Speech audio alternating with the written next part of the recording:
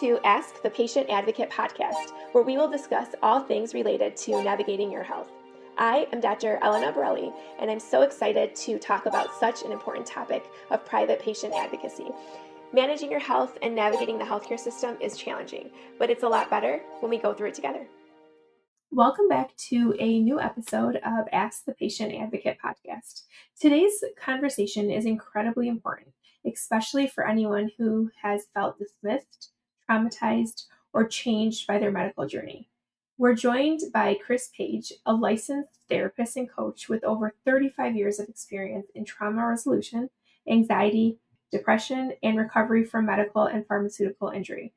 Chris brings both the professional expertise and lived experience to his work. As a survivor of multiple traumas and iatrogenic injury, he describes himself as a wounded healer, or someone who not only understands the path, but walks alongside others as they find their way back to wholeness. Chris, we're so grateful to have you today. How are you? I'm great, thank you, and I'm excited to be here too. Thank you. So I think this is, such a great episode to have. I have so many questions that I want to know more about. And many of our listeners have experienced trauma because of healthcare. They've been misdiagnosed, they've had adverse medication reactions, or felt dismissed and things like that. And, can you explain what medical or iatrogenic trauma is and then why it's often overlooked? Sure. The word iatrogenic basically means a man-made illness, meaning that you get injured or sick from the medical treatment that you sought. And I'm from the generation that grew up believing that doctors knew everything, that they that they were almost like deities in some ways that could cure. Yep. And I still do believe for acute medicine there is some real relevance of that belief. But unfortunately, from my experience and from many of my clients' experience, what we have found is that the medical system does not understand the downside of many of their treatments. They understand what they hope will be the outcome of the treatments, but rarely do people, would I say, get full informed consent before they go down the path of either a medication or a medical treatment or whatever they're seeking related to whatever they're dealing with at that time. For me, it was some work-related anxiety. And the work-related anxiety got me to take a medication called a benzodiazepine. And a benzodiazepine is an anti-anxiety medicine that also has some other off-label uses.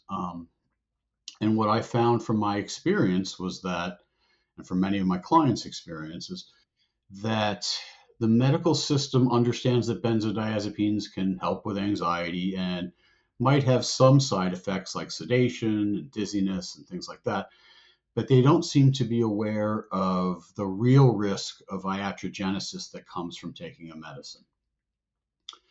So what happens often is a client will take a medication and get a side effect or get an iatrogenic effect.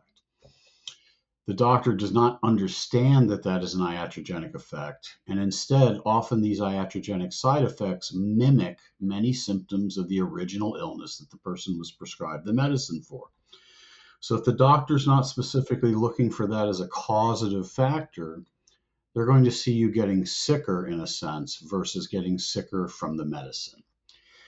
And I think that's the real kind of vicious cycle, is that if I don't kind of put into doctors have something called a differential diagnosis. Oh, yes. And they look at different ways to try to get a more specific analysis of what the patient sitting in front of them is experiencing. And ironically, I actually used to teach psychopathology, which is the study of all the psychiatric disorders. And the first differential for all psychiatric disorders is this behavior, emotion, feeling, whatever the person's experiencing. Is it caused by a drug or another medical condition or a substance? The problem is that doctors are not generally considering the medicine they're prescribing in that category. So if you're not considering that and you're seeing symptoms that look similar to other illnesses, you're going to misdiagnose the patient. And that misdiagnosis leads to a host of poor clinical outcomes that can cause people to get sicker and sicker and sicker. Yes, and I think you explained that so well. I can, comment on many of some information you just shared. I worked in surgery for about 15 years in the past, and including trauma surgery. And I can't tell you how many times I would go into a patient room and say, like, oh, do getting them consented, or maybe they were already consented for surgery, and say, do you know why you're having the surgery? And they so many times it'd be like, well, my doctor just told me I need it. I don't know. But they didn't know any side effects or even of medication. Like, what is this medication for? I have no idea. What are you taking it for? I have no idea. There was such a lack of that education piece missing. Yes. And on the other end of it, we see so many clients that come to us because they have had these extensive symptoms after being put on a medication to try to fix a maybe more minor of a problem. And now they have this huge problem because this medication has caused this horrible, condition that they can't seem to fix. So it is something that is very much so overlooked, and maybe, there's a huge lack of education on both ends, both the provider end, and then the patients are not getting educated as well. So you explained that very well. I thank you for that. That's another thing I see too is that, as you said, you get treated for more of a minor condition. The side effects create a major condition. And so many of my coaching clients will say over and over, I would take that original condition back anytime. Absolutely, because especially some of these medications too, if it is a medication issue, getting off of them is not easy at all. I mean, there's tons of withdrawal, and depending on what the medications, you mentioned the benzos, that's a huge issue. I mean, we've had clients that have akathisia from that and things like that, where a lot of people don't even in medical practice are not even familiar with what these conditions are, because they're not commonly educated on and things like that. So yes, I can't agree more. But I think akathisia is just such an important word, and that's been a huge part of my journey. And I've created a Oh, research to study it. I love that. That is very under educated and under informed and understudied. So that's amazing. Please share more about that. Well, so a common side effect from a lot of psychiatric medicines and also antibiotics, also anti-nausea medicines, is a symptom called akathisia. And akathisia is actually a Greek word, and literally translated, it means inability to sit. And so, what people with akathisia will experience is intense restlessness and agitation that then spills over into objective movement, meaning that you're so restless you can't sit still. You're so restless that you have to pace. And unfortunately, one of the most comorbid symptoms with akathisia is suicidal ideation. The suffering is so intense that the person would do anything to escape this feeling, including ending their life. Even though I always say anybody that has unfortunately been in that situation would be ending their life against their will. They don't want to die. They just cannot stand the intensity of the suffering. So you are one of, the few that I know, at least, that have successfully overcome this. Correct. Tell us a little bit how you did this, because it's definitely a struggle and a battle that many people do not unfortunately overcome. It's a horrible, horrible thing. And for me, it was, I think that's why in part I'm being interviewed today and why I've been interviewed many times. Is the fact that I survived something that a lot of people don't survive. And most people, akathisia generally is a short-term experience, but I had it chronically for over 3 years. Oh, wow. And I would wake up at 4:30 in the morning, get shot out of bed like I was struck by a bolt of lightning, and pace 12 to 14 hours a day. I had open sores on my feet because your feet are not designed to walk that much every day. I couldn't wear socks because they felt restrictive and constraining. And literally, I was acutely suicidal that entire time. And what akathisia really is, I've said this before in other interviews, is it's an acute medical crisis that the medical system doesn't understand. Absolutely. I would agree with that, because, we've had clients that, get hospitalized, or, they go to the ER for this. And then the hospital's like, well, we don't know what to do with this patient, because they don't meet a psychiatric diagnosis that we can put them for, because Right. it's just not understood. So it's just kind of this black gap that like misrepresents them, and nobody knows what to do with them in the normal standard medical practice. And that's so true. And the dilemma then becomes that because people don't understand it, an akathisia can look like panic disorder, and it can look like even a personality disorder, and it can look like a host of other common medical diagnoses. And if you're not looking for it, then the patient's going to get misdiagnosed. And if they're having an adverse reaction to a medicine, the instinct of that doctor often is to increase the medicine, thus leading to worsening of akathisia. And it becomes kind of like, I always joke, it's like the Hotel California. You can check in, but you can't leave.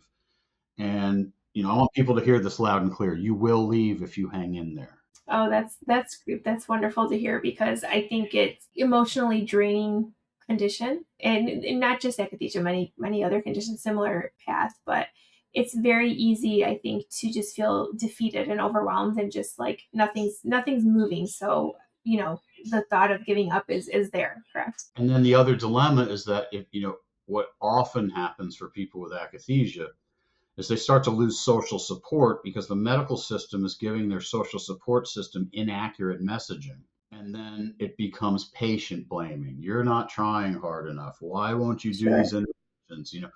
And the reality is, as somebody that's in an acute state of akathisia, there really is no intervention. There's no breathing or meditation or therapy or anything, because kind of back to the concept of iatrogenesis, we have to see it as an injury. It is an injury to our nervous system. It is not a psychological issue. It is a physiological, neurological, neurochemical issue, injury to the nervous system. It causes a dramatic increase in hyper excitable neurochemicals, predominantly glutamate, I believe.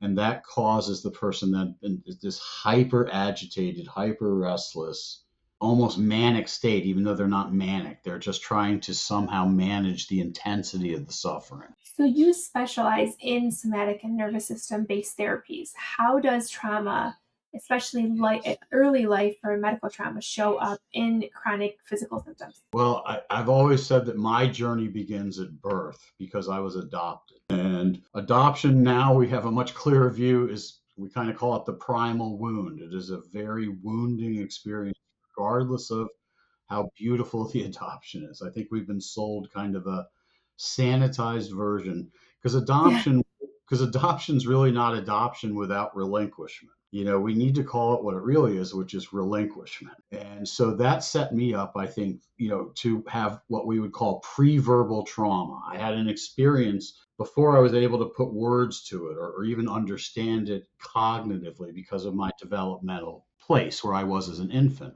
And one of the most common autoimmune responses to infant trauma is asthma, is childhood onset asthma. And so I got severe asthma as a child. And it makes sense, because if you think about that, I was delivered. I did actually end up having a relationship with my birth mother. She didn't see me or hold me or anything after I was born because she didn't want to. It was too painful.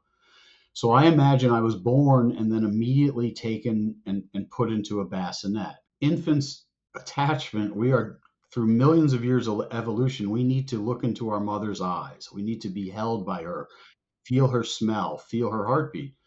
So I imagine my body's reaction to that was to go, like anyone would if they were startled or scared. sure, Well, think sure. about that sound I just made with my lungs. Doesn't that sound similar to an asthma attack? That's true. That's true. That's actually very true. And so I think that what asthma was for me was less of a respiratory issue and more of a trauma issue. And the reason I fully believe this is that in my 30s, and we'll talk about this in a little bit, I was getting a technique called EMDR, which stands for eye movement desensitization and reprocessing. And I was going to work through my own trauma. I never thought my adoption was traumatic at that point. I was actually working on other, things that had happened in my childhood. And then I was having dinner with a girl I was dating who happened to be a psychologist. And she said to me, "Why are you ashamed of your adoption?" And that immediately, because I think my nervous system was at a place that it was ready, I was, for the next hour, I viscerally relived my birth. Oh, wow. felt the terror, the fear, everything that an infant would feel, and also for the first time, in some ways, maybe empathy for my birth mother. And after I had that hour long, what we would call an abreaction, where my body was flooded and overwhelmed by these feelings as they were being discharged from my body, I never had another asthma attack again after that. That's amazing. And so I think Wow. that's, we now have conceptualizations of things called the body keeps the score. So even though I had no cognitive representation of being adopted or being taken from my mother, my body remembered that experience. That's quite interesting. Very amazing. Very interesting, actually. And I think that's what we see with a lot of our adult clients, both in physical health situations and mental health situations, is that a lot of what they're presenting with is energy that was trapped in the body from traumatic experiences that is now manifesting as illness or mental health symptoms. Because I believe our bodies are incredibly smart and wise and have evolved through millions of years of evolution to be these kind of self healing, self supportive systems. And I look at symptoms as things that make sense. So let's take depression as an example. When the world is scary, or I'm overwhelmed, or my social support system is struggling, or I'm feeling scared at a cellular level, depression can save me. Because what is the first behavioral manifestation of depression is isolation. Isolation solves the problem. I get away from the things that are hurting me. The problem is the body is so wise, it will make the depression so strong to protect me that it then cuts me off from the very things that could heal me: social connection, purpose, movement, things like that, that we have found over time can really help somebody with a depressive situation. So I think as the asthma shows, my body was wise. It figured out a way to discharge the energy of being removed from my mother as an infant. That's so interesting to learn about. And you're trained in EMDR, hypnosis, and sound protocol, Correct. and somatics psychotherapy.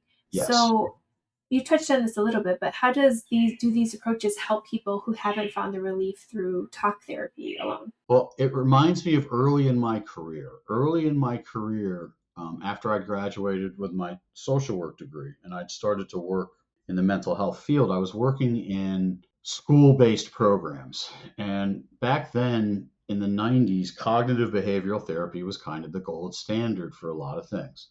If you teach somebody to change their thinking, they can change their feelings and then change their behavior. And I would teach kids traditional kind of anger management strategies: count before you act, give yourself a few moments before you act. And then I would find that same child an hour later would be on the floor for an hour being restrained because they had lost control of their anger and temper. And when they would finally calm down, they would say the same thing to me: I can never remember what you teach me when it starts to happen. Oh, wow. That is because a lot of therapy is what we would call top down therapy. It's a brain, it's a cognitive, thought based therapy. But EMDR and somatic therapy and the safe and sound protocol are what we would call bottom up therapy, meaning that they address the body more than the thinking. And this I have found to be the most effective way to treat people. Is a combination. Top down is still good skills to have, but if we can calm the body, if we can, I think a foundational belief that I have come to through all my years of experiences, the single most important thing for any mammal, let alone a human being, is feeling safe. We have to feel safe. If you don't feel safe, everything changes. And what changes is we don't have access when we are unsafe to the beautiful, evolved prefrontal cortex that we have as a mammal.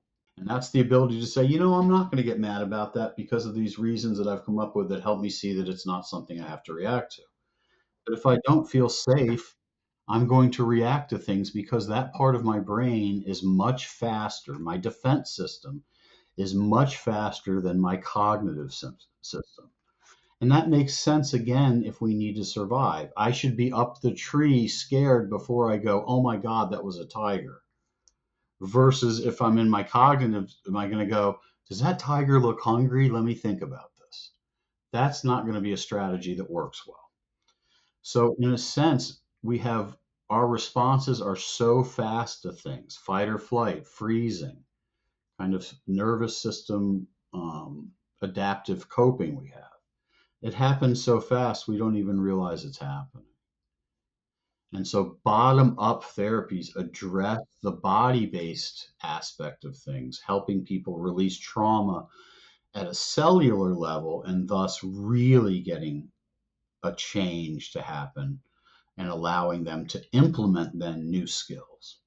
So people that are, dealing with and struggling with conditions like as psychotropic medication withdrawal or pharmaceutical injury, what would you want these individuals to know about, or what would you say to them if they're going through this? What's kind of the main thing that you would say? The first thing I would say is that anybody that knows me knows that is the single thing that I am foundationally built on is hope. I love that. As long as you're breathing, there is hope. That the body is a miracle of neuroplasticity. Our bodies, through millions of years again of evolution, are designed to heal. We just have to give them the opportunity to do that. So if you're suffering from something, especially an iatrogenic situation, I believe as long as you continue to hang in there, you will get the relief you want. But that's a hard message when you're in the middle of it. It's very hard to believe that. But I just want you to know I was at the darkest of the darkest places. I had lost everything in my life, possession wise, relationship wise, and by most psychological variables, I had no reason to live. And I still did because I foundationally believed that somehow I could survive and come back better than ever. And I am better than I've ever been. And I want you, if you're listening out there, to believe that you can be better than you've ever been too. Just hang in there. That's amazing. I can definitely tell that your personal experience has shaped the way that you support your clients. Would you agree? 100%. 100%. Because I think that's another thing for people that have iatrogenic injuries is that unless you've actually experienced it, it's hard to fully have the idea of what the experience is. So I think it creates kind of this, we all want to feel that someone understands us. Sure, absolutely. I think it's that experience that allows people to understand. Because I think, it's kind of like I wouldn't want a mechanic that had never driven a car. You need to know what it sounds like and feels like to fully understand what the experience is. I think that's very true. And I'm sure our listeners would love to know more about your work and are curious about how they can connect with you. Where can someone find more information about you and the work that you're doing? So the best way would be to come through my website. And my website is chrispaigelcsw.com. And it's Paige. And there's a link there. You can reach out by email. And I would welcome to answer any questions and have an opportunity to help you better understand your experience so we can, as a team, get you through it. Chris, thank you for this incredibly validating and powerful conversation. Your work highlights an essential truth: healing must address the whole person, mind, body, and lived experience. And I really hope that this conversation helps our listeners feel more confident as they navigate their healthcare journeys. Thank you again, Chris, and thank you to everyone. Have a great day. If you have a question for Ask the Patient Advocate, email advocate@pathwaypa.com. Managing your health and navigating the healthcare system is challenging, but it's a lot better when we go through it together.